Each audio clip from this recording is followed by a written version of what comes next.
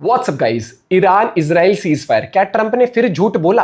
आज जो रौनक की वीडियो है, फनतंत्र का एपिसोड है भैया। पता नहीं अगर इनके फिर लठ बज गए ना आपस में तो ट्रंप की तो घनघोर बेइज्जती हो जाएगी भैया। 1 2 3 गो। तो दोस्तों, आखिरकार 12 दिन की लड़ाई के बाद इजराइल और ईरान के बीच सीज फायर हो गया है। बड़ा सवाल हर किसी के जहन में यह है कि आखिर इस वॉर का हासिल क्या हुआ है, इस युद्ध में जीत किसकी हुई है। क्या इजराइल ने अपने सारे गोल्स अचीव कर लिए? क्या ईरान अब वाकई न्यूक्लियर बम बनाना छोड़ देगा? और क्या अमेरिका और ईरान के बीच रिश्ते नॉर्मल हो पाएंगे? ये कुछ ऐसे सवाल हैं जिसके जवाब पूरी दुनिया जानना चाहती है। हम कोशिश करेंगे अगले कुछ मिनटों में 12 दिन की इस लड़ाई के एक एक एंगल की जानकारी आपको दे। वीडियो पसंद आए तो इसे अपने दोस्तों से जरूर शेयर करना और चैनल को भी सब्सक्राइब करना। सबसे पहले बात करते हैं सीज फायर की। सीज फायर कैसे हुआ? तो हुआ ये कि 24 जून की सुबह अमेरिका के बड़बोले राष्ट्रपति अमेरिकी social media handle truth social पर उन्होंने लिखा कि आखिरकार इजराइल और ईरान में सीज फायर हो गया है। ट्रंप ने इजराइल और ईरान दोनों देशों का एक तरह से मजाक उड़ाते हुए लिखा कि ये दोनों देश एक साथ मेरे पास आए और बोले कि हमें पीस चाहिए। मैंने कहा इससे अच्छी बात मिडिल ईस्ट के लिए और क्या हो सकती है। ट्रंप ने ईरान का भी मजाक उड़ाते हुए लिखा कि ईरान सरकार का बहुत बहुत धन्यवाद जो उसने कतर में हमारे मिलिट्री बेस पर हमला करने से पहले हमें इसकी जानकारी दे दी। तो फिर हमला कराई क्यों? ने जो 14 मिसाइल्स हम पर दागी थी उनमें से हमने 13 को हवा में ही खत्म कर दिया। एक मिसाइल जो रास्ता भटक गई थी उसे हमने नहीं मारा और वो अपने आप नीचे गिर गई। ऐसा लिखकर एक तरीके से ट्रंप ने यह प्रूव करने की कोशिश की है कि हमारे सामने ईरान की कौनो औकात नहीं है। उसने सिर्फ दिखावे के लिए हम पर अटैक किया था, लेकिन हमने उस अटैक की हवा निकाल दी। ये ट्रंप बोलना चाहता है। बहुत सेंसलेस चीज थी। इसके बाद ट्रंप ने कुछ और बकवास की और ये लिखा कि अब इन दोनों देशों के बीच सीज फायर हो गया। लेकिन तभी अमेरिका के ही एक बड़े न्यूज चैनल CNN ने ट्रंप के इस झूठ की पोल खोल दी। CNN ने एक डिप्लोमेट के हवाले से बताया कि ईरान और अमेरिका में ये सीज फायर करवाने में कतर के शेख का बड़ा रोल रहा है। कतर वाला वैसे चलती बहुत है इसकी। ईरान और इजराइल में सीज फायर करवाने का दावा कर रहे हैं।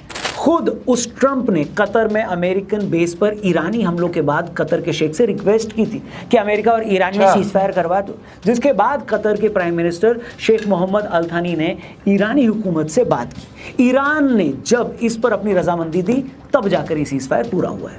मगर ट्रंप तो ट्रंप है, उन्होंने खुद ही सोशल मीडिया पर जाकर ढिंडोरा पीट दिया कि हमने सीज फायर करवाई। लेकिन ट्रंप के सीज फायर के अनाउंसमेंट के कुछ देर बाद ईरान ने यह साफ कर दिया है कि हमने ऐसे किसी सीज फायर पर साइन नहीं किया है। इसके बाद इजराइल ने बताया कि ट्रंप की इस पोस्ट के बाद ईरान की तरफ से इजराइल पर 6 बैलिस्टिक मिसाइल्स दागी गई हैं। इनमें से कुछ मिसाइल्स इजराइल के रेजिडेंशियल कॉम्प्लेक्सेस में गिरी हैं। जिस टाइम हम ये वीडियो बना रहे हैं दोस्तों, तब तक उस अटैक में 5 इजरायली लोगों की मौत हो चुकी थी। पूरी बिल्डिंग ताश के पत्तों की तरह भर-भरा कर नीचे गिर चुकी थी। मलबे से लोगों को निकाला जा रहा था। मगर इससे पहले इजराइल इस हमले का जवाब देता, तब तक ट्रंप ने एक और पोस्ट करके लिख दिया कि अब सीज फायर लागू हो चुका है। मैंने दोनों देशों से मैं ये कह रहा हूं कि कोई भी इसका वायलेशन न करे। बस फिर क्या था? इसके बाद पहले नेतन्याहू के ऑफिस की तरफ से पोस्ट आई और फिर इजरायली आर्म फोर्सेस की तरफ से भी पोस्ट आ गई। दोनों ने जो स्टेटमेंट इशू किया है उसमें साफ लिखा है कि हमने इस ऑपरेशन में जो भी सेट टारगेट्स थे वो अचीव कर लिए हैं। हमने ईरान के न्यूक्लियर साइट्स को तबाह कर दिया है, ईरान के न्यूक्लियर साइंटिस्ट को मार दिया है, उनके मिलिट्री कैपेबिलिटीज को बर्बाद कर दिया है। बावजूद इसके हम पूरी तरह से अलर्ट मोड पे हैं। ये किसने बोला? ये इजराइल ने बोला। अगर ईरान की तरफ से कोई भी बदमाशी की गई तो इजराइल इसका करारा जवाब देगा। फिर ईरानी मिलिट्री की तरफ से भी स्टेटमेंट आया जिसमें उन्होंने कहा कि हमने यहूदी सरकार से लड़ने में जो ताकत दिखाई है उसने हमारे दुश्मन को इस सीज फायर के लिए मजबूर कर दिया है। ये इस्लाम की ताकत है। और उन्होंने आगे ये भी लिखा कि अगर इजराइल ने किसी भी तरह का एग्रेशन दिखाया तो उसको इसी तरह का करारा जवाब दिया जाएगा। सीज फायर की इस अनाउंसमेंट के बाद जब डोनाल्ड ट्रंप से ये पूछा गया कि ये सीज फायर कब तक रहेगा, तो उनका जवाब था हमेशा के लिए। और अपने आप में बड़ा सवाल ये है दोस्तों कि क्या सच में अब ईरान और इजराइल में परमानेंट सीज फायर हो गया है? क्या ये दोनों देश आपस में कभी नहीं लड़ेंगे? इससे पहले कि इन तमाम सवालों के एक एक करके जवाब दें, आप हमारे TRP चैनल को भी जरूर सब्सक्राइब करना। डिस्क्रिप्शन और पिन कमेंट में द रौनक पॉडकास्ट चैनल का लिंक दिया है। हमारे लेटेस्ट पॉडकास्ट को जरूर देखना, सीखने लायक बहुत सारी बातें। फिलहाल वीडियो में आगे बढ़ते हैं। कौन पड़ा किस पर? देखिए, 11-12 जून को जब इजराइल ने 100 से ज्यादा एयरक्राफ्ट के साथ ईरान पर हमला किया था तो पूरी दुनिया हिल गई थी। पहले दिन के हमले में इजराइल ने ईरान के 6 न्यूक्लियर साइंटिस्ट, ईरान मिलिट्री की पूरी टॉप कमांड और ईरान के तीनों न्यूक्लियर साइट्स पर हमला कर दिया था। ऐसा लग रहा था कि पहले हमले में ही ईरान का गेम हो गया है। उसके अगले कुछ दिनों में इजराइल ने ईरान के एयरबेसेस पर पूरी तरह सुप्रीमेसी अचीव कर ली, उनके एयर डिफेंस सिस्टम्स को बर्बाद कर दिया। तेहरान में हर बड़ी सरकारी इमारत, हर मिलिट्री ठिकाने को इजराइल ने बर्बाद कर डाला। फिर रही सही कसर 22 जून की सुबह हुई जब अमेरिकन स्ट्राइक ने इस कसर को पूरी की, अटैक कर दिया। अमेरिकन B-2 बॉम्बर्स ने ईरान की 3 बड़ी न्यूक्लियर साइट्स पर क्लस्टर बॉम्ब्स गिराकर उसे बर्बाद कर डाला। लेकिन ये कोई छोटा मोटा लेकिन नहीं है। लेकिन इन सब के बावजूद सवाल ये है कि क्या इजराइल और अमेरिका ने ईरान को घुटनों के बल ला दिया? क्या इजरायली और अमेरिकन हमलों के बाद ईरान अपने न्यूक्लियर प्रोग्राम को कभी दोबारा शुरू नहीं कर पाएगा? तो दोस्तों इसका जवाब है नहीं।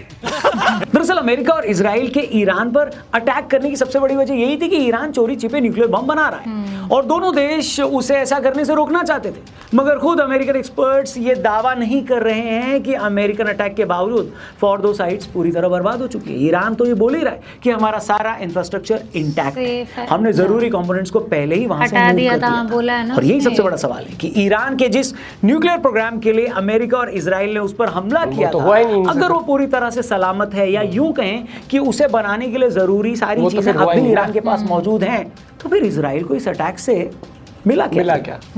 पॉइंट ये दूसरा सवाल यहीं पर यह आता है कि अगर इजराइल और अमेरिका दोनों ही श्योर नहीं है कि उन्होंने ईरान की न्यूक्लियर साइट्स को बर्बाद कर दिया, तो फिर इतनी जल्दी ये सीज फायर क्यों, ये लड़ाई खत्म क्यों कर दी गई?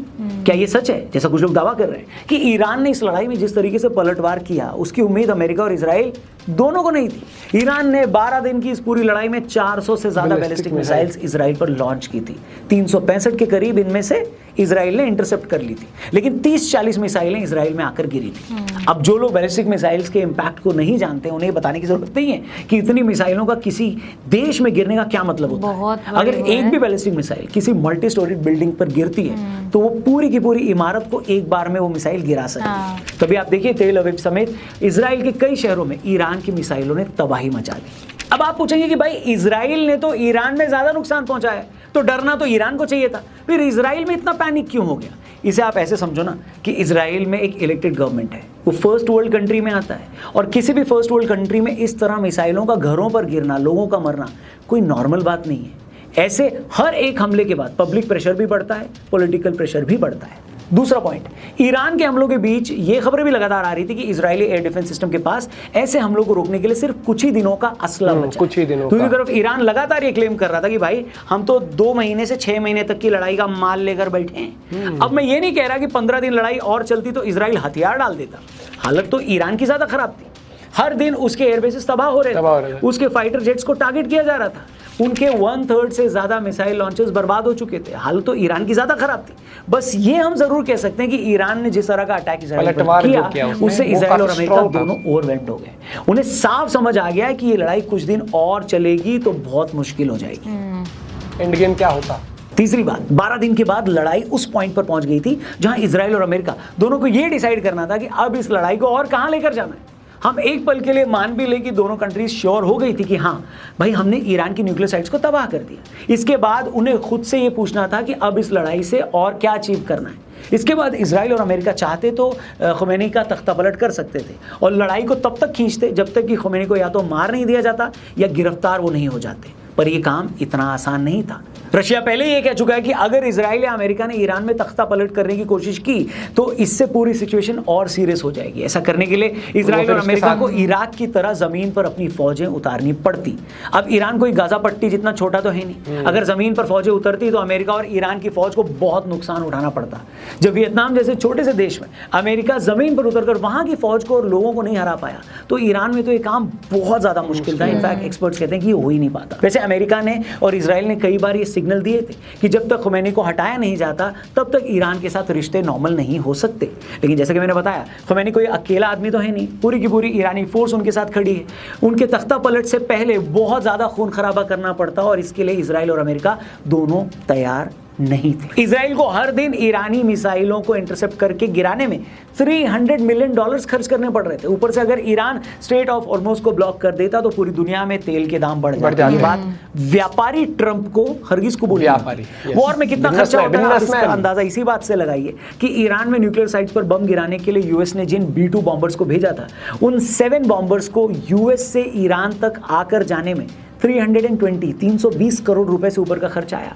और ये हम सिर्फ एयर फ्यूल की बात कर रहे हैं, इसमें उन बमों की कॉस्ट तो जोड़ी नहीं गई है। इसलिए इन दोनों मुल्कों को लगा कि भाई अभी के लिए ईरान को इतना सबक देना ठीक है और खुमैनी को हटाने का प्लान अभी टाल देना चाहिए।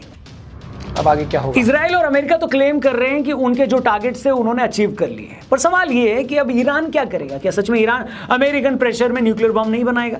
तो इसका भी जवाब है नहीं। बल्कि इस 12-13 दिन की लड़ाई में ईरान को अच्छे से समझ में आ गया कि भैया अगर हमें सर्वाइव करना है तो जल्द से जल्द न्यूक्लियर बम बनाना ही होगा। इसलिए ईरान न्यूक्लियर बम बनाने के अपने काम को और तेज कर देगा, और कोई हैरानी नहीं होगी कि इस काम में रशिया और चीन पर्दे के पीछे खुलकर उसकी मदद करेंगे। अब तक होता यह था कि international atomic energy agency Iran के न्यूक्लियर प्रोग्राम पर नजर रखती और ये चेक करती थी कि कहीं ईरान न्यूक्लियर बम बनाने की प्लानिंग तो नहीं कर रहा। अब इस वॉर से होगा ये कि ईरान IAEA को अपने देश में घुसने नहीं देगा, अपने न्यूक्लियर प्रोग्राम को और गुपचुप तरीके से अंजाम देने की कोशिश करेगा। और चौथी और सबसे इंपॉर्टेंट बात, क्या ईरान इजराइल को लेकर अपनी सोच बदलेगा? क्योंकि इजराइल अब तक ये इल्जाम लगाता है कि ईरान हुथी, हिजबुल्लाह और हमास के जरिए उस पर हमले करवाता है। ऐसे में सवाल ये है कि क्या ईरान अब ये करना बंद कर देगा? तो इसका भी जवाब है नहीं, बिल्कुल नहीं। हालांकि इजराइल ने हमास और हिजबुल्लाह को लगभग खत्म कर दिया है, लेकिन इस बात की पूरी उम्मीद है कि ईरान इन प्रॉक्सीज के जरिए इजराइल को लगातार लड़ाई में खड़ा कर देगा अगर चाहेगा। तो फिर हासिल क्या हुआ? तो इनमें सवाल ये दोस्तों कि अगर ईरान अपना न्यूक्लियर प्रोग्राम भी जारी रखेगा, वो इजराइल के खिलाफ प्रॉक्सी वॉर को भी हवा देता रहेगा, तो इन 12 दिनों की लड़ाई में इजराइल और अमेरिका को मिला क्या? इस पर हम इतना ही कह सकते हैं दोस्तों कि इजराइल उन देशों में से है जो अपने दुश्मन से 10 कदम आगे की सोच रखता है। हाँ। कहने को तो दोनों देशों में सीज फायर हो गया है, लेकिन मैं ये नहीं मानता कि ये लड़ाई कभी खत्म होगी। ये सीज फायर भारत और पाकिस्तान के सीज फायर जैसी ही है। दोनों देश अब भी अलर्ट मोड पे हैं। इजराइल एक सेकंड के लिए भी ईरान से नजर नहीं हटाएगा। दूसरी तरफ ईरान भी जल्द से जल्द चोरी छिपे न्यूक्लियर बम बनाने की कोशिश करेगा। मतलब कोई भी साइड झुकने वाली नहीं है, इसलिए कोई हैरानी नहीं होगी कि अगर बहुत ही जल्द ये लड़ाई किसी और फॉर्म में हमें देखने को मिले। पर फिलहाल अभी के लिए एक इंटरवल तो हो गया है। बाकी आप बताइए, आपको क्या लगता है ईरान और इजराइल की इस लड़ाई में आखिर कौन किस पर भारी पड़ा, जीत किसकी हुई? जो भी हो आपकी राय कमेंट करके हमें जरूर बताएं। वीडियो सही लगी हो तो इसे अपने दोस्तों से भी जरूर। हार जीत तो वॉर में देखो होती नहीं है, लेकिन यहाँ पर जो अगर ऑब्जेक्टिव सबसे पहले इजराइल का जो था कि न्यूक्लियर साइट को, जो कि वो कह रहे हैं कि उन्होंने कर दिया, तो अगर अब देखो उनके हिसाब से टारगेट करना था, उन्होंने करा, तो अब 100% सक्सेसफुल है उसके अंदर कि बिल्कुल ही डिस्ट्रॉय कर दिया, वो तो आने वाला वक्त बताएगा। लेकिन उनके हिसाब से अगर वो कह रहे हैं तो चलो उनका एक ऑब्जेक्टिव एक तरीके से पूरा हुआ। दूसरा, ईरान का ये था कि भैया हम तुम्हारी दही तोड़ देंगे, हम हर चीज के लिए तैयार है। तो उन्होंने वो भी करके दिखाया कि भैया कोई सिचुएशन कैसी भी होगी, हम कभी नहीं डर सकते, ना झुकेंगे। तो उन्होंने अपना स्टांस पूरा तगड़े लेवल पर दिखाया और ये भी दिखा दिया कि रशिया भी उसके साथ खड़ा हो जाएगा अगर आने वाले वक्त में कोई दिक्कत वैसे हुई तो। और अगर जैसा कि वो कह रहा है ईरान, तो अब ये देखो, ये कॉन्ट्रडिक्ट करने वाली बात है। वो कह रहे हैं कि हमने उनका न्यूक्लियर प्रोग्राम को तहस नहस कर दिया, वो कह रहे हैं कि हमारा बिल्कुल हमने पहले इक्विपमेंट्स वहां से हटा लिए थे, हर एक चीज सुरक्षित है। तो आने वाला वक्त बताएगा, बड़ा दिलचस्प रहेगा आने वाला वक्त। और यहाँ पर ये बात आ जाती है, मैं तो कह ही रहा था कि भैया देखो वॉर लंबा नहीं होना चाहिए, ठीक है। और दूसरा, यहाँ देखो अब दो यहाँ पर बहुत तगड़ी प्लानिंग होगी। ईरान की प्लानिंग ये रहेगी फटाफट से न्यूक्लियर बना के पूरी दुनिया को कह दे हमारे पास, हम न्यूक्लियर संपूर्ण देश है, अब हम पे पंगा नहीं। और दूसरा, इजराइल उससे 10 कदम आगे चल रहा होगा प्लानिंग में, और वो पता नहीं, मेरे हिसाब से कहीं ना कहीं वो तो तख्ता पलट की बात वो प्लानिंग कर रहा होगा, भली फेस पे ना बताए, क्योंकि एंड ऑफ द डे उसके माइंड में है कि मुझे अपने अस्तित्व की लड़ाई लड़नी है। इसके माइंड में ये है कि मुझे अपना न्यूक्लियर पावर बनना ही बनना है कैसे भी करके। तो दोनों अड़े हुए हैं और दोनों मुंह पे नहीं कहेंगे, लेकिन दोनों पीठ पीछे कर रहे होंगे ये चीज़, और लिखवा के ले लो, ये चीज़ एक दिन आपके सामने आएगी।